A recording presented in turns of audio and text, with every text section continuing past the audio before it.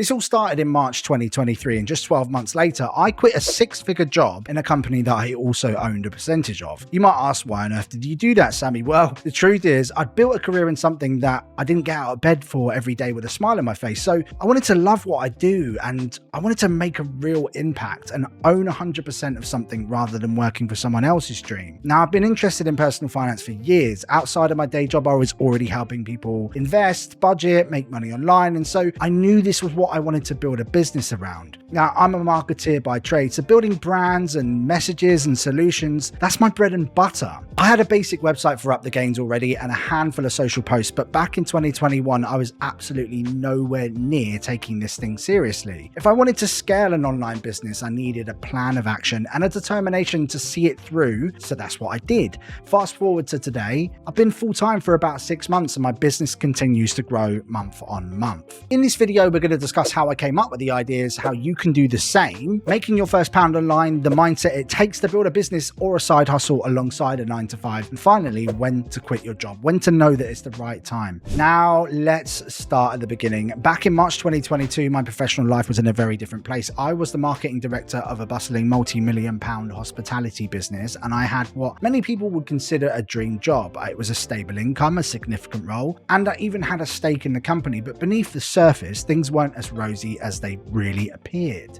The truth is, the hospitality sector, for all its excitement, is a really tough nut to crack. The margins are super thin, the work is relentless, and it's constant battle of firefighting, managing teams who aren't fully aligned with your mission. It's draining. Half the workforce is kind of constantly out on the piss, and that just really didn't help from a health perspective. This led to a feeling of a void within me. Now, there was a creative spark that was being stifled. I had a real desire to build something of my own and really let my entrepreneurial spirits run free. Now, I yearned to create and innovate and step out of the shadow of this relentless hospitality industry that I was so deeply ingrained in. Now, I was already working on Up the Gains. It was more of a pipe dream than a reality, but in that month, something truly shifted in me. I decided it was time to get serious. Up the Gains was no longer going to be a side project that I just dabbled in here and there once a month. I was going to build something huge. It was a massive turning point. The moment that I decided to channel all of my energy, knowledge, and passion into something that was just mine, something that truly resonated with me, my core values, and my aspirations. So there I was at a crossroads. On one side, the security of a familiar role, and on the other, a very uncertain but very exciting path of building my own business. It was a daunting decision, but deep down, I knew what I had to do. So how do you know what to start? For those of you watching, think about what excites you. What do you spend hours talking about? What do people come to you for advice on? What really resonates with you deep down? This could be the seed for your side hustle idea. The key then isn't about filling a market gap. It's about aligning your interests, your skills, and the need of a specific audience. And this, in turn, creates revenue. People pay to have their problems solved, so think about that. To get there, though, it does require some sacrifice. You're going to need to put some time in without making a single pound. So you've got to be prepared for that. For me, early mornings, evenings, and weekends became periods of intense brainstorming, learning, and content creation. It was a test of time management, dedication, and balancing my responsibilities. But more than that, it was a test of my commitment to the vision. So that's why you've got to get this right. You've got to truly believe in what you're doing. Otherwise, when the going gets tough, you're going to quit. For you, the journey might look different. Maybe it's about carving out an hour each day or using your lunch breaks to develop your idea. Each side hustle is going to be different. Each business is going to be different and will require different workloads. So just figure that out, whatever your schedule is. The key though is consistency. Start small, but think strategically. Lay out your goals, understand your audience, and begin to build your presence one step at a time. Remember, every great venture starts with a single step. Up the Gains began as a simple website, a platform for me to develop guides to help people with their money questions. Yours might start with a blog post, a YouTube video, an Instagram account. The platform matters less than the actual passion and effort that you put into it, and it all starts with the plan. A great quote I heard recently was that if you had 5 minutes to cut down a tree, spend the first 3 sharpening your blade. This is where your ideation, research, and planning will really come into play. But don't be just like everybody else and just do the planning. Realize that it's hard and never do the actual thing. The real winners are those that go and do the thing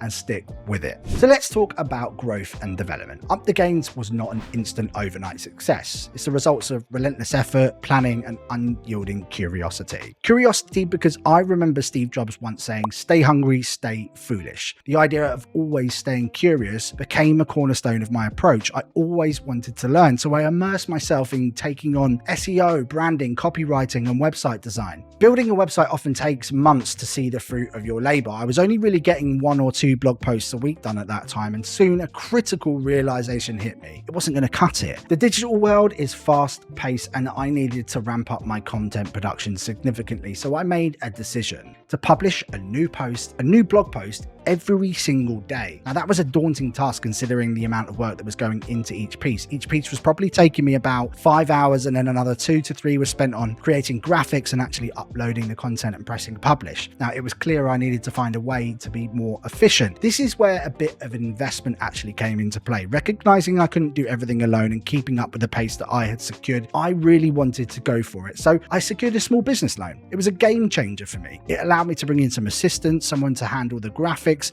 and the uploading process too. With this, my output increased by 40%. And this shift meant that I could focus more on what I was doing best, which was writing and creating and crafting the content. For you, it's crucial to understand where your time is being best spent and where you might need some help. It's about crafting time for yourself to focus on the core activities that actually drive your business forward. Whether it's through finding financial investment, like in my case, or finding more time efficient methods to handle repetitive tasks, optimizing your workflow is absolutely key. Remember, growth isn't as much about learning and adapting as it is about perseverance. It's about understanding the needs of your business and being willing to make changes necessary to keep moving forward. Every step, every adjustment brought me closer to my goal. The surge in website traffic, the positive feedback from followers, each milestone was a validation of the journey that I was on. Now let's talk about the tipping point, the moment that everything started to shift. But first, I want to talk to you about an unforgettable milestone that you'll get to one day too, and that was earning my first pound online. I remember it clearly. It was month 4. That £1 felt like a million. In fact, I think it was like £2.99. It was more than just money. It was a validation that my idea had potential and that it could work. Now, to the person that made that purchase, if you're watching this, you kickstarted a dream, and for that I owe you a coffee or maybe something stronger sometime. The journey to this point though was anything but easy. It marked a relentless effort, countless hours and resilience that I didn't even know I had. There were months of seemingly no results at all, nights questioning whether it was even worth it, or waking up in the morning, can I even keep doing this? But then suddenly there was a pop in traffic. It was a spark that kind of ignited everything, really. The revenue began to start trickling in. It was £2.99 in month 4, £30 in month 5. Then things really started to pick up speed. £378 in month 6, £1,022 in month 7. And finally, the tipping point, month 8, I earned £2,288. It was nuts. This kind of growth isn't typical for SEO, but my background in marketing and writing, and they've given me a leg up here. I also had a couple of clients that I was giving life coaching to, so that was bringing in some good revenue, and it's a testament to why I always say lean on the skills that you already have. The revenue was growing. I started to expand my reach. I delved into things like email marketing to boost my community. I boosted a presence on social media, and I even started a podcast too. Now, each of these avenues brought in new traffic sources, really starting to expand the Up the Gains empire, and now we're here with you guys on YouTube. Mental.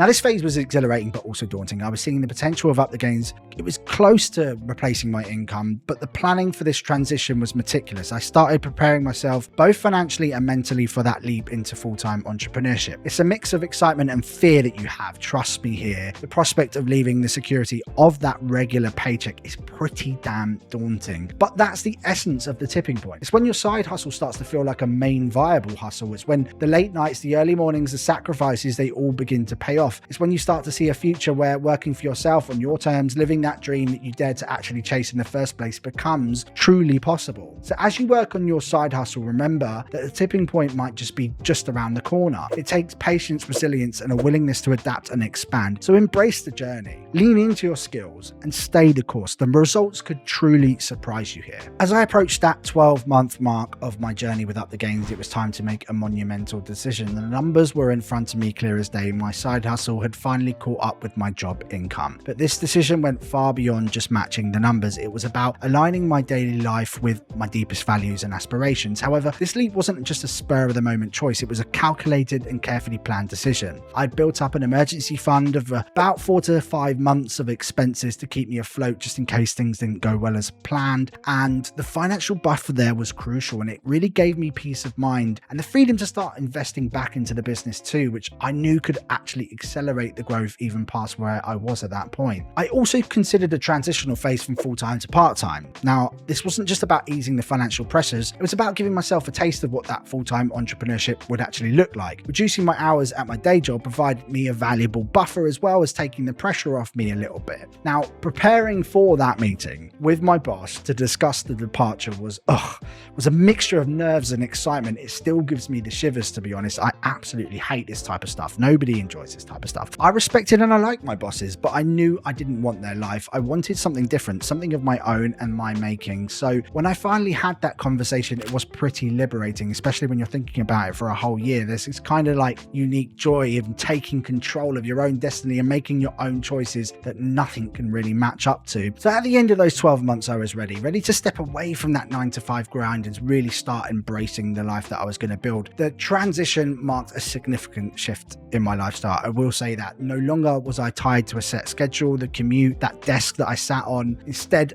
I was in a world where time was my own. I had to get up in the morning and find that motivation to keep going. Now, for those of you considering a similar path, remember the importance of preparation here, having a financial safety net in place, and consider a transitional phase if you can, because that really did help me. I went from 2 days and then to 0. So if you're ready to have that kind of conversation with your boss, do it with confidence and clarity, because you're in control now. You've got that revenue, that buffer there to really see you through. It's not about changing jobs. It's about reshaping your life to really what matters to you. And that is what's important here. The lessons learned. Reflecting on this entire journey, the lessons I've learned are invaluable, not just for business, but for life itself. For you watching, thinking about how can I apply this to life, here is really what I've learned. Firstly, patience is more than just a virtue. It's a necessity here. In a world where everything seems instant, building something worthwhile takes time. Your side hustle, it might not explode overnight, and that's totally okay. It's about the gradual build up, the small victories that accumulate over time. Now remember, Rome wasn't built in a day, and neither will your dream project be either. Another lesson is resilience is your armor. There's going to be step backs, there's going to be moments of doubt and times where things don't go as planned. In these moments, remember that your resilience is going to be tested, but keep pushing through, adapt where necessary, and don't lose sight of the goal. I can't even tell you how many times I've failed, but every challenge is an opportunity to learn and grow stronger. Another one is the power of a plan. Now, planning isn't just about setting goals, it's about creating a roadmap for your journey. It's about anticipating the potential obstacles and having strategies in place to overcome them. A good plan gives you direction and it will keep you focused, especially when the going gets tough, but you don't always want to stick to it. Remember that you can pivot too. It's important to adapt as your business grows. Now, to you still watching, wondering how to apply this to your life, start small, but start now. It's easy to get overwhelmed by the big picture, but every journey begins with a little single step. So take small ones, find your niche, find something you're passionate about, and take that first step. It can be as simple as just jotting some ideas down, doing some initial research, or even just talking about it with a mate. Focus on consistent growth. Set yourself small, achievable targets and celebrate when you reach them. Consistency is going to be key, and it's better to do a little bit every day than to do a lot once in a while. Trust me on that one. Stepping out of your comfort zone is where the magic really does start to happen. It's easy to stick with what you know, but the growth lies in the unknown. Trust me there.